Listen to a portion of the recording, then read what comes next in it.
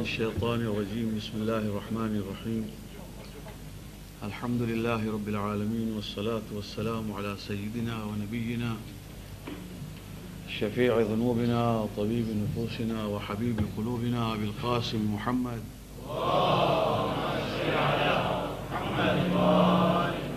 وعلى أهل بيته الطيبين الطاهرين المعصومين. أما بعد، السلام عليكم ورحمة الله وبركاته. Dealing with the acts which would invalidate our fast or make our fasts batil.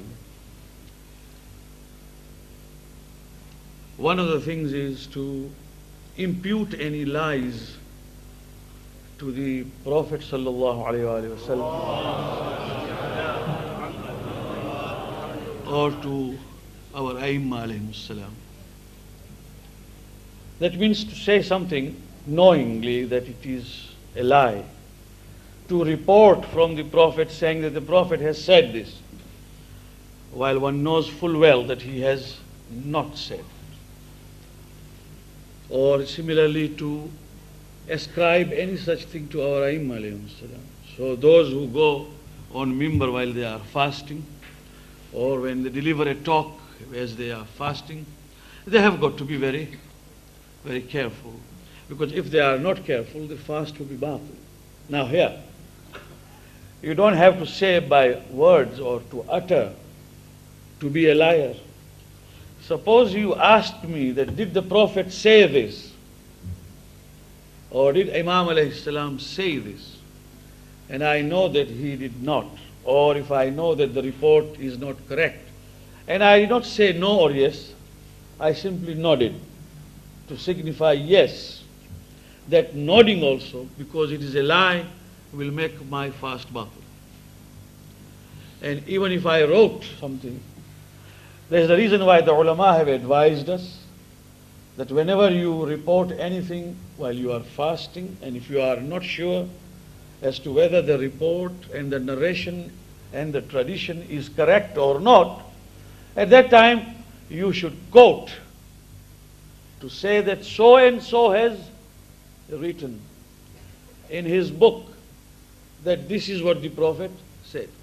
If you quote, then of course you are not lying, you are quoting. But if you speak on authority, then you have got to be absolutely sure, otherwise your fast is at stake. Not only that, if somebody spoke a lie against the Prophet or Aimma tonight, and tomorrow morning if he tells the people that whatever I said last night is correct, he knows it is a lie. He says it next morning that what I said last night is correct, his fast will be batil. And if he spoke the truth and the next day he says whatever I told you last night was not right, that is a lie, and that also will invalidate the fast. So one has got to be very careful while speaking on subjects like this, imputing any lies, deliberate or even by negligence.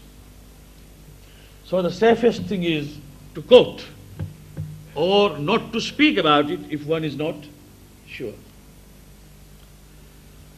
The second thing in tonight's serial which makes fasts batil is to throw up or to vomit intentionally. Unintentionally, uncontrollably vomiting does not make your fast batil.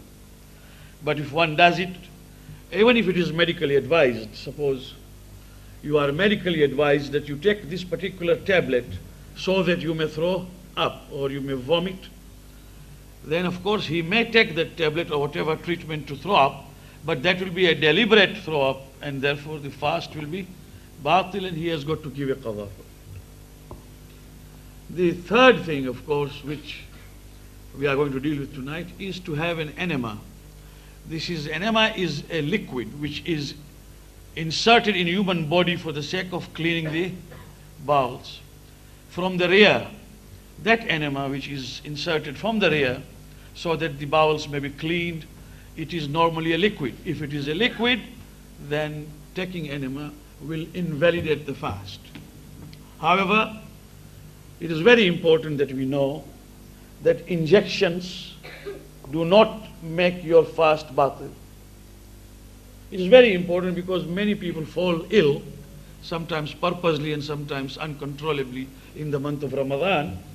So it should be very clear that having injections does not invalidate the fast. The doctor can inoculate or can give injection, and the fast will be there unaffected. Of course, our mujtahideen, especially since we are dealing with the Risala of Ayatullah al-Udhama Sayyid Sistani Muddadhillu, I refer to his Risala and say that he has said that it is better to avoid vitamin injections. That means one goes there and says, just give me some vitamins because I'm fasting. On the other hand, we have been asked by Sharia not to exhaust ourselves purposely so as to be so tired that we feel that fasting is a curse. Like playing exhaustive sports. Sports is not haram. You can play sports while you are fasting. But if you know full well that by playing so many sets of tennis or by fielding so many hours on the cricket ground, your position is going to be half dead, then you will avoid it. You will play lesser number of sets. So on the one hand, we are not allowed to exhaust ourselves. On the other hand, there is no question of taking any vitamin injections or anything. But in any way, injections will not invalidate your fast. Now these are the things, and then there are so many things which we shall be dealing with tomorrow, inshallah ta'ala. I repeat again, I hope that all of us have now already made an intention and niyat of fasting. And as I said, the fasting niyyah on the first night was enough for the whole month. Or one can have niyat for individual nights. If one does not have a niyyah of qurbat, that means for the sake of his pleasure, Allah subhanahu wa ta'ala, then there is no fast. Then simply there is starvation. We don't want to starve, we want to fast. In obedience to the command of Allah subhanahu wa ta'ala. Now, on the subject for 10-15 minutes, because when the subject is a bit heavy going, it is always good to give a brief dose. If you give a very big dose, then people tell us that it is passing from here and there, we just can't get you where you are. So I'm giving brief doses, and I'm doing it deliberately because I've got 30 nights to complete. So it requires an effort, and with the responsibilities on my head, sometimes it is extremely difficult to justify. But in any case, I'll try. Yesterday I said something which many people have not understood.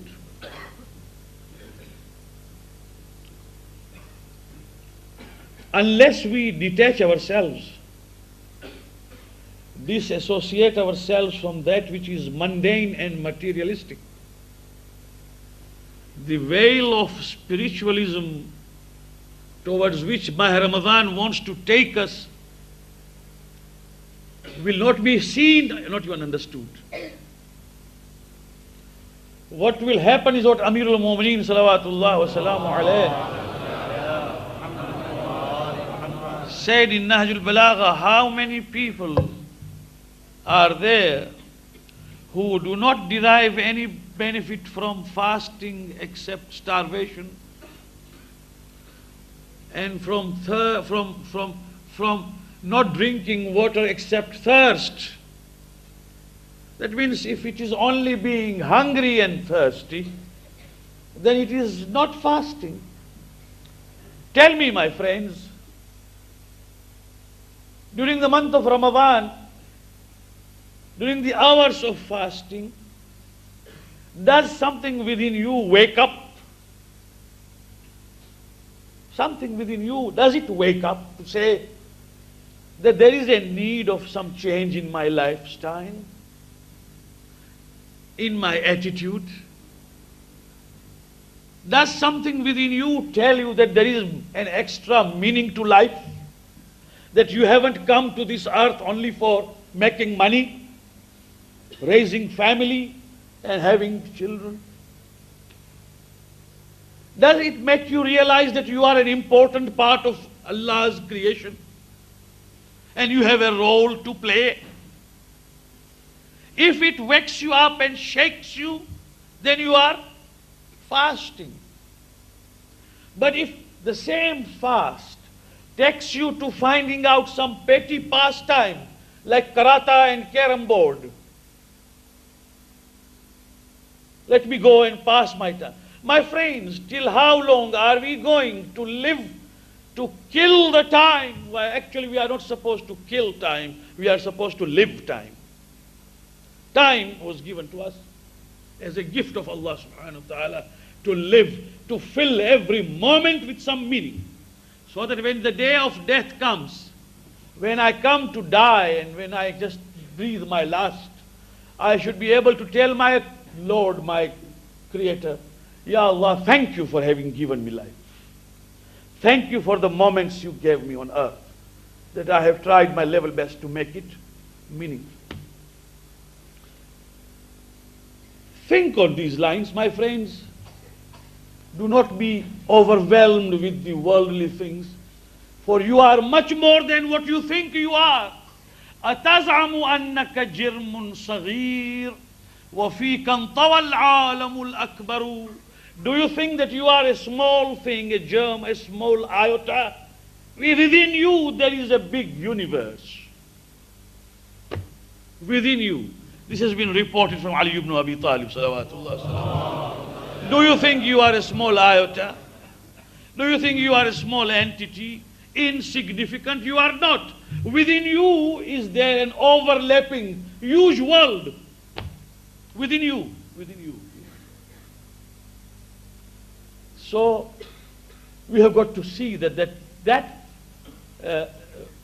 one of my friends last night made a joke. He said, when you said parda uthao, the ladies will think their parda should be lifted. No, my friend, I am not talking of those. That parda has got to remain.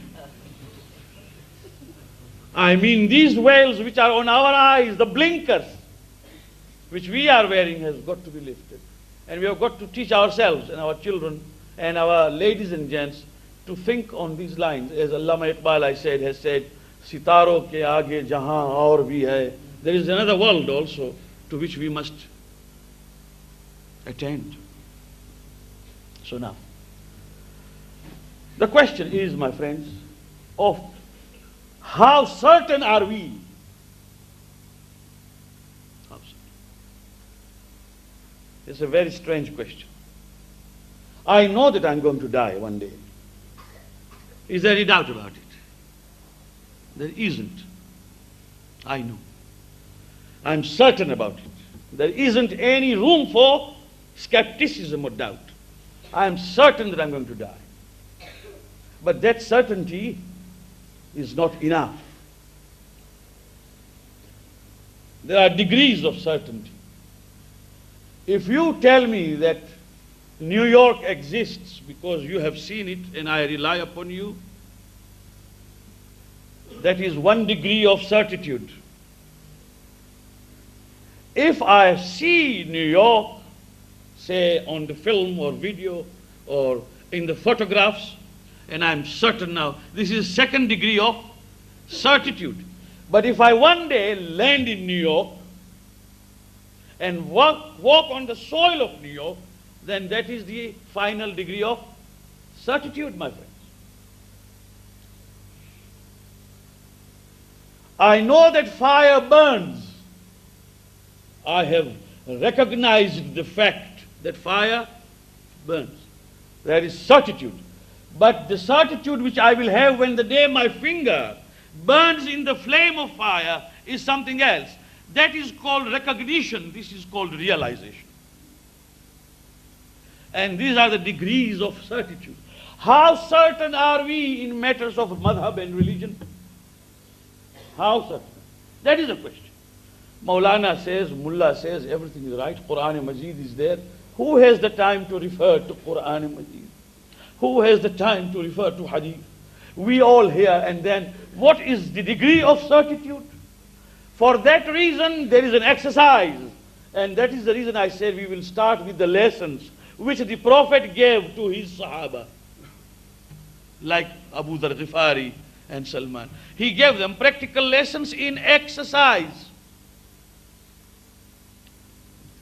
When we follow the path of spiritual exercise, then suddenly the whales lift one after the other, and we realize we don't require a jolt. Otherwise what happens? That a man is asleep and is in slumber. When he gets a jolt in life, when a crorepati becomes pauper, when the investment goes wrong, when friends desert you, your shadows desert you. Those who were sitting with you day in and day out, they even leave salam because now you have got no cream in you. When everything is gone, when, God forbid, the wife has left or the husband has left, or when the dear ones die, then there is a jolt. When there is a jolt, someone realizes that there is something wrong in the way I was living, and now I must wake up. Why should we wait for that calamity to occur? Before anything occurs, let us wake up and see in the fine days as to what the truth is. So what is the first step? Well, in the month of Ramadan, the step is there already. We have been first taught to be following a discipline. The discipline is, at this hour you will stop eating, and at this hour you are allowed to eat. The discipline. The discipline is essential. When I was young, I remember, I don't know whether he is still alive or not, but there was a man called Charles Atlas.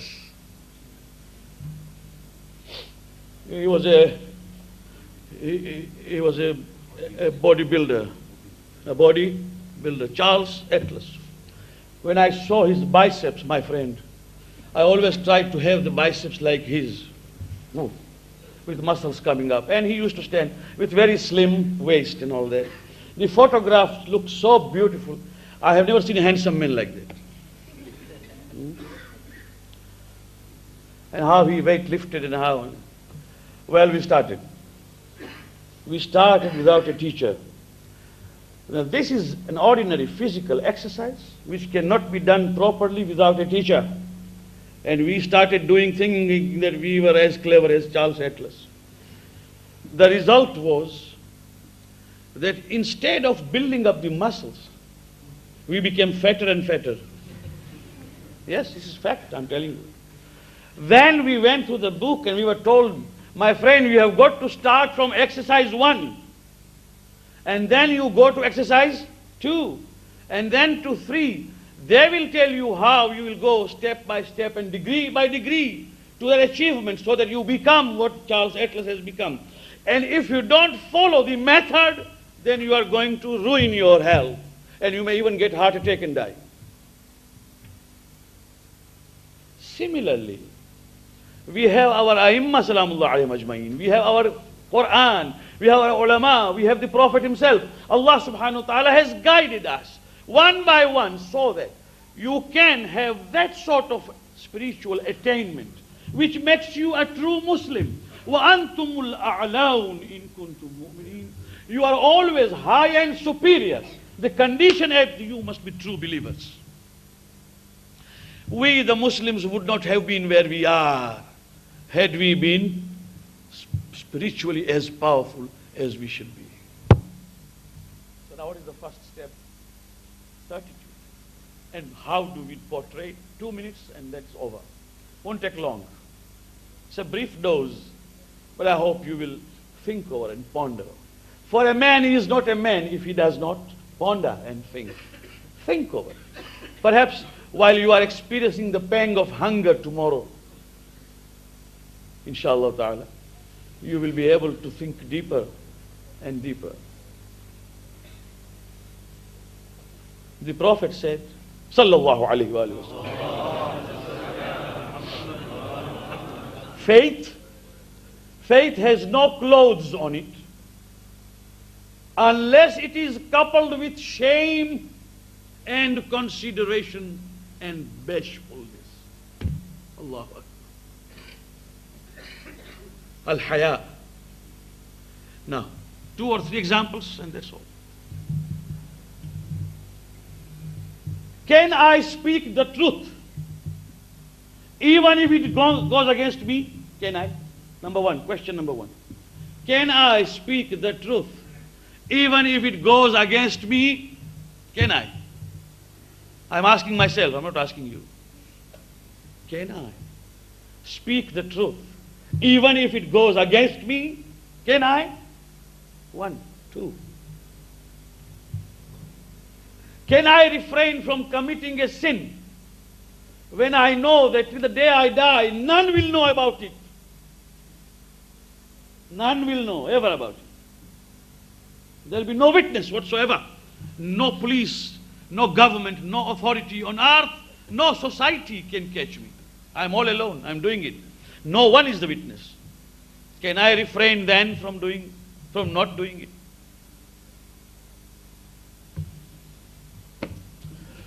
In these moments of life, one decides how much does he think there is a presence of Allah subhanahu wa ta'ala as witness, and that I be ashamed of him who is the final witness, and there is no need of any witness after that.